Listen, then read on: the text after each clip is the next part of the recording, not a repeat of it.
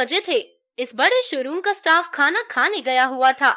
विनोद और सुरेश इस बड़े शोरूम में सेल्समैन थे। इनकी सोच समझ बिगड़े युवाओं जैसी थी। खाली समय में आपस में भद्दे मजाक करना, अश्लील किताबें पढ़ना और ब्लू फिल्में व पोर्नोग्राफी का एल्बम रखना इनके शौक थे। लाइव शो शब्द सुरेश के दिमाग में घूम रहा था। रात को शोरूम बंद होने के बाद वह अपने दोस्त सिकंदर, जो तस्वीरों और शीशों की फिटिंग की दुकान चलाता था, के पास पहुंचा। ड्रिंक का दौर शुरू हुआ। फिर सुरेश ने उससे कहा, सिकंदर, कई कारों में काले शीशे होते हैं जिनके एक तरफ से ही दिखता है। क्या कोई ऐसा मिरर भी होता है जिसमें दोनों तरफ से दिखता हो? हाँ, होता है। उसे टू वे मिरर कहते हैं। क्या बात है। मैं फोटो का एल्बम देखते देखते बोर हो गया हूँ। अब लाइव शो देखने का इरादा है। सुरेश की बात सुनकर सिकंदर हंस पड़ा। अगले 2 दिनों के बाद सिकंदर शोरूम के ट्रायल रूम में लगे मिरर का माप ले आया। फिर 2 दिन बाद जब मैनेजर और अन्य स्टाफ खाना खाने गया हुआ था, वह साधारण मिरर हटाकर टू वे मिरर फिट कराया। एक प्लाईवुड से ढककर टू वे मिरर की सच्चाई भी छिपा दी। फिर यह सिलसिला चल पड़ा कि जब भी कोई खूबसूरत युवती ड्रेस ट्रायल या चेंज करने के लिए आती, विनोद या सुरेश चुपचाप ट्रायल रूम के साथ लगे स्टोर रूम में चले जाते और प्लाईवुड हटा न्यूड बॉडी का नजारा करते। क्या ऐसा नहीं हो सकता कि इस लाइव शो को कैमरे में भी कैद कर लिया जाए? विनोद के इस सवाल पर सुरेश मुस्कुराया।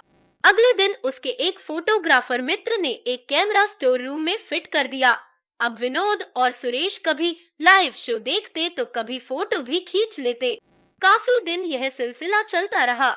गंदे दिमाग में घटिया विचार पनपते ही हैं, इसलिए विनोद और सुरेश यह सोचने लगे कि जिनकी फोटो खींचते हैं उनको ब्लैकमेल कर पैसा भी कमाया जा सकता है। उनके द्वारा बहुत से लोगों के फोटो खींचे गए थे, जिनमें से एक श्वेता भी थी। श्वेता एक मल्टीनेशनल कंपनी में अच्छे पद पर काम करती थी। उसके पति प्रशांत भी एक बड़ी कंपनी में मैनेजर थे, इसलिए घर में रुपए पैसे की आमद खूब थी। श्वेता द्वारा फैशन परिधान अक्सर खरीदे जाते थे और कुछ दिन इस्तेमाल होने के बाद रिटायर कर दिए जाते थे। कौन सा परिधान कब खरीदा और उसे कितना पहना था, श्वेता को कभी याद नहीं रहता था। आज वह जल्दी घर आ गई थी। अभी बैठी ही थी कि कॉल बेल बजी। दरवाजा खोला तो देखा सामने कुरियर कंपनी का डिलीवर बॉय था।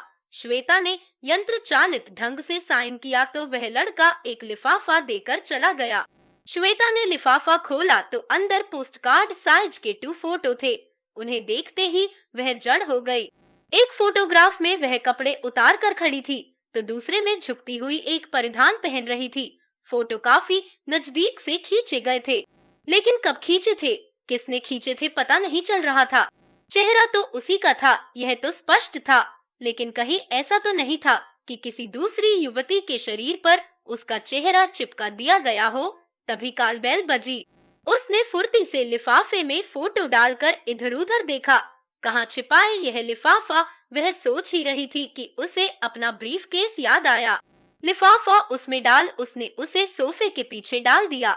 फिर की होल से देखा तो बाहर उसके पति प्रशांत खड़े मंद मंद मुस्कुरा रहे थे। दरवाजा खुलते ही अंदर आए और दरवाजा बंद करके पत्नी को बाहों में भर लिया। श्वेता डार्लिंग, क्या बात है, सो रही थी क्या? श्वेता बेहद मिलनसार और खुले स्वभाव की थी।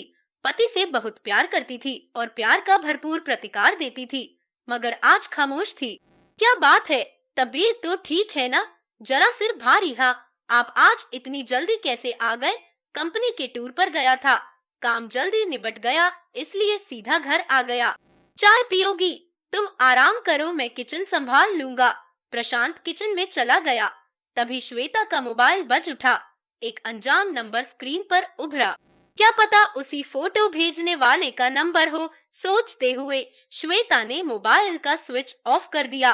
तभी प्रशांत ट्रे में चाय और टोस्ट ले आए। श्वेता, यह सिर दर्द की गोली ले लो और टोस्ट खा लो, चाय भी पी लो, आज किचन का जिम्मा मेरा। ट्रे थमा प्रशांत किचन में चले गए। इतने प्यारे पति को बताऊं या ना बताऊं, यह सोचते हुए श्वेता ने सिरदर्द की गोली बेड के नीचे डाल दी और टोस्ट चाय में भिगोकर खा लिया। फिर चाय पी और लेट गई। समस्या का क्या समाधान हो सकता है? यह सोचते सोचते कब आंख लग गई पता ही नहीं चला। आंखें खुली तो देखा पास ही लेटे प्रशांत पुस्तक में डूबे थे। कैसी तबीयत है? प्यार से माथे पर हाथ फिराते हुए प्रशांत ने पूछा। आई एम फाइन, मुस्कुराते हुए श्वेता ने कहा। खाना तैयार है। अच्छा, क्या क्या बनाया है?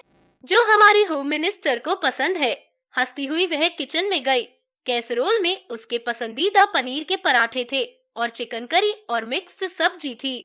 सलाद भी कटा हुआ प्लेट में लगा था। प्रशांत नए जमाने के उन पतियों जैसे थे जो पत्नी पर रोब न जमा हर काम में हाथ बटाते हैं। श्वेता का तनाव काफी कम हो चला था। अगले दिन सुबह वह किचन में थी कि प्रशांत तैयार होकर आ गए।